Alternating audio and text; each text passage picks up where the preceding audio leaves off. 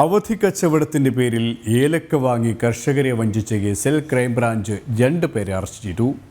ഇടുക്കി അടിമാലി സ്വദേശികളായ അബ്ദുൽ സലാം, സന്തോഷ് കുമാർ എന്നിവരാണ് പിടിയിലായത്. കേസിലെ 1-ാം പ്രതിയായ പാലക്കാട് സ്വദേശി മുഹമ്മദ് നസീറിനെ നേരത്തെ അടിമാലി പോലീസ് അറസ്റ്റ് ചെയ്തിരുന്നു.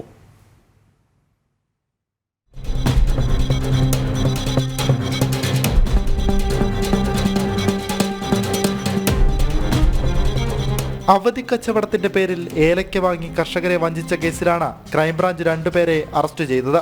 അടിമാലി സ്വദേശികളായ അബ്ദുൽ സലാം, സന്തോഷ് കുമാർ എന്നിവരെ ഇടുക്കി ക്രൈംബ്രാഞ്ച് ഡിവൈഎസ്പി TB വിജയന്റെ നേതൃത്വത്തിലുള്ള പോലീസ് സംഘമാണ് കസ്റ്റഡിയിലെടുത്തത്.